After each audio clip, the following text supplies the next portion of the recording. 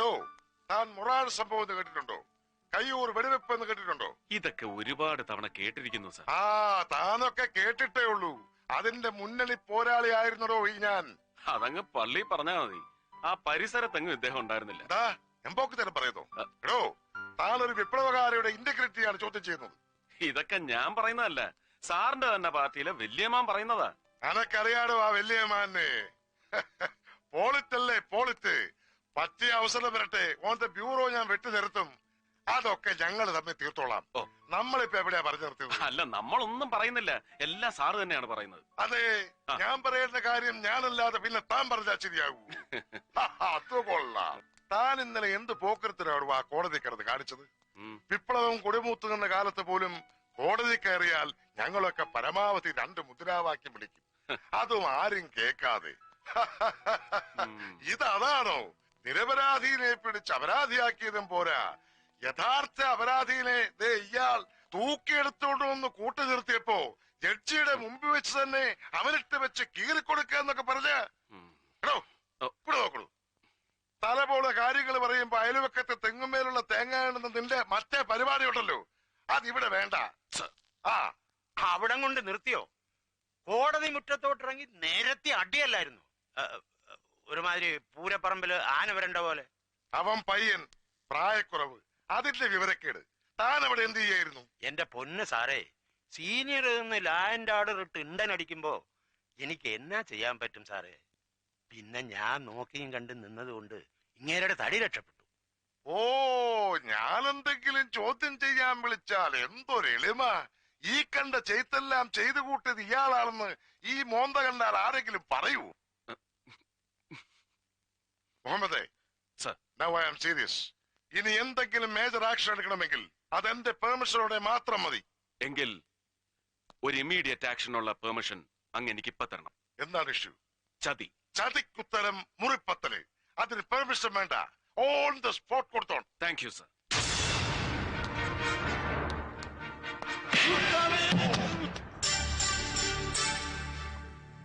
ഇറങ്ങി പോടോ എന്റെ മുമ്പിൽ. തന്നോടല്ലേ പറഞ്ഞ ഇറങ്ങിപ്പോവാൻ?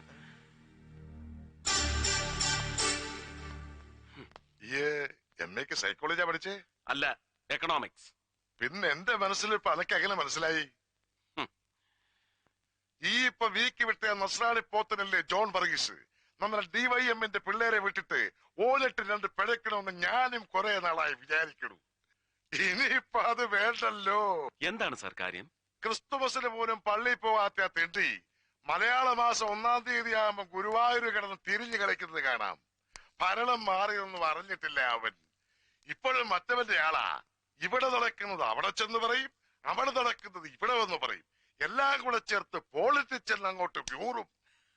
ഏത് ഷെട്ടി ചാടിപ്പോയി, അനക്കറിയാം. ഓൻ ചതിച്ചതാ ജോൺ. സാരയിലിടൂ, ഷെട്ടിക്ക് താനത്തെ ചൂണ്ടയ്ക്കും കൊളുത്തിനും ബലം പോരാ. എന്താ അടുത്ത സ്റ്റെപ്പ്? വെറുമൊരു റഹീം ഹാജി കൊലക്കേസിൽ ഒതുങ്ങുന്നതല്ല ഷെട്ടിയുടെ ഒരു ക്രിമിനൽ ഹിസ്റ്ററി. അവനെക്കുറിച്ച് കേട്ട അതിശയോക്തികളെല്ലാം ഒരുപാട് ആംപ്ലിഫൈഡ് ആണെന്ന് ആദ്യം എനിക്കും തോന്നിയിരുന്നു. No, too long, too high and very deep. ഇത്ര വലിയൊരു ആന്റി സോഷ്യൽ ആറ്റിറ്റ്യൂഡ് അവൻ മെയിൻറ്റെയിൻ ചെയ്യുന്നതിന്റെ മോട്ടിവേഷനാണ് പിടികിട്ടാത്തത്. സർ, വെറും ഒരു പൊളിറ്റിക്കൽ അപ്പോയിന്റ്മെന്റ് ആണ് എന്റെ ഈ സൂപ്രണ്ട് ഉദ്യോഗം എന്നറിയാം. അത് ഡിമാൻഡ് ചെയ്യാത്ത ഡെപ്തിലേക്ക് ഞാനൊന്ന് ഇറങ്ങിക്കോട്ടെ, അറ്റ്ലീസ്റ്റ് ഇൻ ഷട്ടീസ് കേസ്. ഇടയ്ക്ക് ഒരു അല്പം നാറ്റം അടിച്ചാലും ഒരു പോലീസ് സൂപ്രണ്ടിന്റെ പരിധിക്ക് പുറത്തു നിന്ന് കളിക്കാനും അങ്ങനെ അനുവദിക്കണം, അത്യാവശ്യ ഘട്ടത്തിൽ. അതായത് നിന്നെ അഴിച്ചുവിടണം. പിന്നെ നീ ഒപ്പിച്ചു കൂട്ടുന്ന പുലിവാലുകൾക്കൊക്കെ ന്യായം പറഞ്ഞ് നാട്ടുകാരുടെ മുമ്പിൽ ഞാനൊരു തിരുമണ്ടനാവണം. നാടിന്റെ തന്നെക്കല്ലേ ആവാം. സഖാക്കളൊക്കെ സഹായിച്ച് എനിക്കിപ്പോ അങ്ങനെ ഒരു ഇമേജ് ഉണ്ട്. കോമാളി ഇല്ല സർ, കോമാളി അല്ലാത്ത ഒരാളെ ഇവിടെയുള്ളൂ. That's U. അങ്ങ് മാത്രം. സലാം.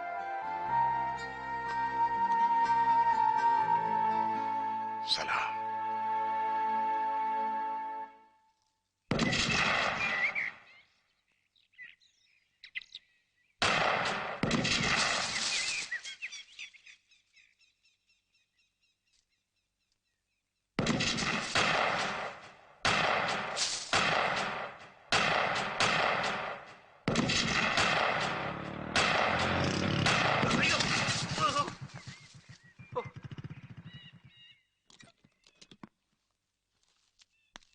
കാഞ്ചിന്ന് കൈയെടുക്കണേ.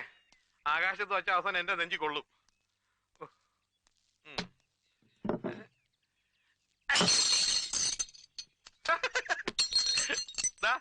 ഇത്രയേ ഉള്ളൂ കാര്യം. ഒരു കാലി കുപ്പി പോലും പൊട്ടിക്കാൻ അറിയാത്ത ഒരു പോലീസ് സൂപ്രണ്ടും പട്ടച്ചാരായം പൊട്ടിച്ച് നടക്കുന്ന ഒരു ഷാർപ്പ് ഷൂട്ടറും. അല്ല, ഇയാൾ ആരുവാ? ജസ്പാൽ റാണയുടെ മച്ചമ്പിയ. രണ്ടു കണ്ണും തുറന്നു പിടിച്ചാൽ തന്നെ ആടേതാ പൂട ഏതാണെന്ന് തിരിച്ചറിയാൻ മേലാത്ത ഇങ്ങേരാ ഇനി ഒറ്റ കണ്ണു വെച്ച് ഉന്നം പിടിക്കുന്നത്. ഈ ഷെട്ടി ചാടിപ്പോയ ചമ്മലിൽ ടെൻഷൻ അടിച്ചിരിക്കുന്ന നിങ്ങൾ ഇനി തോക്കല്ല ബീരം കൊണ്ട് വെടിവെച്ചാലും കുപ്പി പൊട്ടാൻ പോണില്ല. എന്റെ പണിക്കർ സാറേ, ഉണ്ട സർക്കാരിന്റെ ആണെങ്കിലും നമ്മുടേതാണെങ്കിലും വേസ്റ്റ് ചെയ്യരുത്. കോസ്റ്റ്ലിയാ. സാറ് ദൈവത്തെ ഓർത്ത് ഈ വെടിയൊന്ന് നിർത്ത്. താൻ നിർത്ത്. തന്നെ ഏൽപ്പിച്ച കാര്യം എന്തായി? ആ ചക്രവാണിയെയും അയാളുടെ ബാക്ക്ഗ്രൗണ്ട്സിനെ കുറിച്ചുള്ള ഫുൾ ഡീറ്റെയിൽസ് ഈ ഫയലിലുണ്ട്. എന്താടോ ഇത്? ഒരു രക്ഷയില്ല സാർ. ഒരുമാതിരി അഡ്രസ് ഉള്ള സകല നാടക കമ്പനികളിലും കയറി അന്വേഷിച്ചു. ചക്രവാണി എന്ന പേരുള്ള ഒരു ഡയറക്ടറെയോ റൈറ്ററെയോ നടനെയോ അവർക്ക് മുമ്പ് പരിചയമില്ല. ഒരൊറ്റ പബ്ലിഷിംഗ് കമ്പനി പോലും ഇയാളുടെ ഒരു വർക്കും മുമ്പ് പബ്ലിഷ് ചെയ്തിട്ടില്ല. ഈ അക്കാഡമി അവാർഡ് കിട്ടിയ ചക്രവാണിയുടെ ഒരു സാധനം TC ബുക്ക് റിലീസ് ചെയ്തിട്ടുണ്ട്. അതും 500 കാപ്പി. എന്തിനധികം? വിൽപ്പനയല്ലോ ഉദ്ദേശം. പോരല്ലോ ഗുരുമൂർത്തി. അങ്ങനെ 100% അനോണിമസ് ആയ ഒരു പാസ്റ്റ്, അത്തരം ഒരു ഭൂതകാലം ഈ ലോകത്ത് ഒരുത്തനും ഉണ്ടാവില്ല. തന്റെ അന്വേഷണത്തിൽ എവിടെയെങ്കിലും ഒരു മിസ്സിംഗ് ലിങ്ക് ഉണ്ടാവും. ഒന്ന് ചുഴിഞ്ഞ് ചിന്തിച്ചു നോക്കിയേ, എന്തെങ്കിലും വിഴുങ്ങിപ്പോയിട്ടുണ്ടോന്ന്.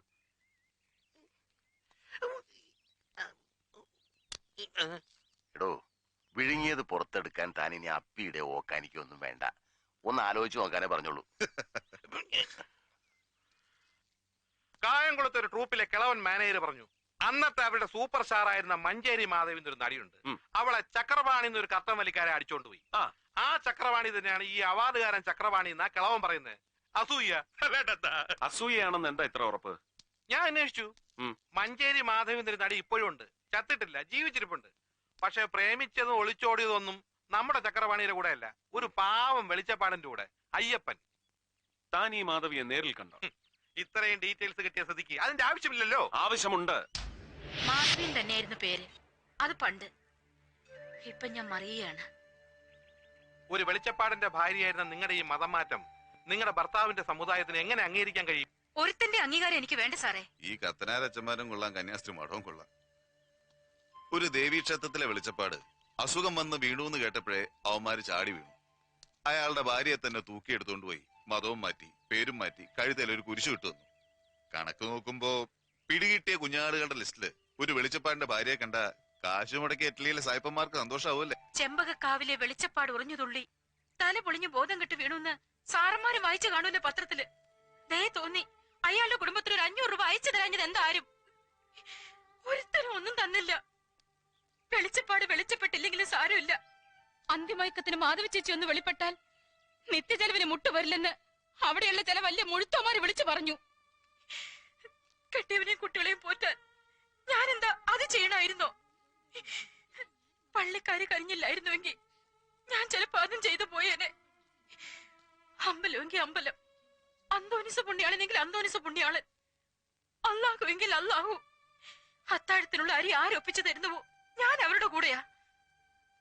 എന്താ സാറേ, അത് പാടില്ലെന്നുണ്ടോ നിങ്ങളുടെ നിയമത്തിൽ? മതി മതി, ആ വിഷയം നമുക്ക് വിടാം. ഞങ്ങൾക്കറിയേണ്ടത് അവനെ കുറിച്ച് മാത്രമാണ്. നിങ്ങളുടെ ആദ്യ ഭർത്താവില്ലേ ചക്രപാണി, അവനെ തന്നെ. ഇവരോട് പറഞ്ഞതിൽ കൂടുതലായി ഒന്നും എനിക്കറിയില്ല.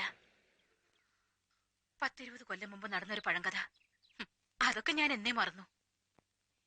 ഈ കോൺവെന്റിലെ ചട്ടങ്ങൾ അനുസരിച്ച് ഇതിൽ കൂടുതൽ എന്തെങ്കിലും സംസാരിക്കണമെങ്കിൽ പൗലോസച്ചന്റെ അനുവാദം വേണം.